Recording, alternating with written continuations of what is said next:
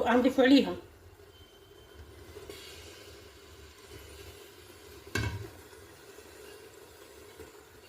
بهذه الطريقه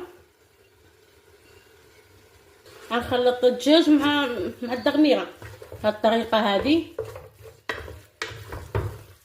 عندي كاس ديال اللوز بعد ما فسختو وقليتو في الزيت، غنديرو في الحشوه. غنضيف عليه ملعقه صغيره ديال القرفه.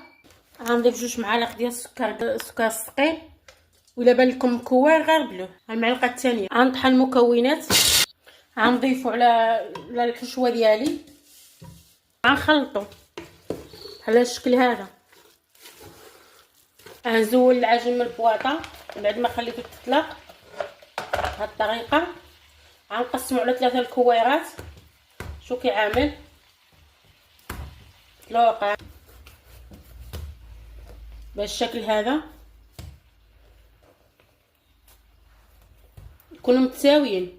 نحاول ما امكن ما ندخلش الزيت، ما نديرش يدي في الزيت بالشكل هذا.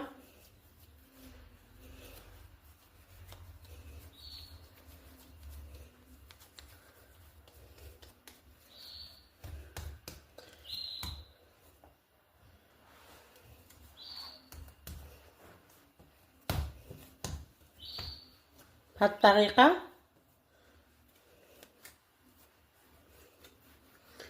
كاع ما درت يدي في الزيت.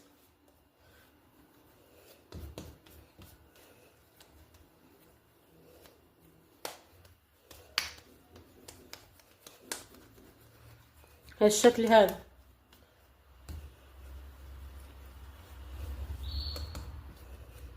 غنديرها في بواطه، نفس البواطه غنرجع مليله، غندهرها بشويه الزيت وغنزلم، وعاد غندهن دابا بالزيت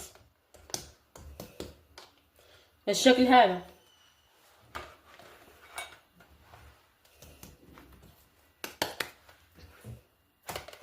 غنخليهم واحد 4 دقائق وعاد غنرجع ليهم. غنسطح العمل بالزيت بعد ما خليته مرتاح واحد 4 دقائق. غنبدا بهذيك الاولى اللي بديت بها وغنطلقها بهذه الطريقه غير بالزيت. كنستعين غير بالزيت.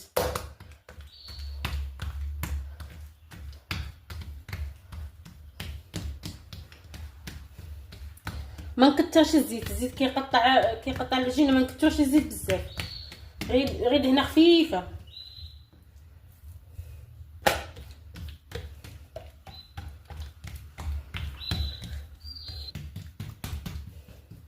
غنرش واحد الرشيشه خفيفه ديال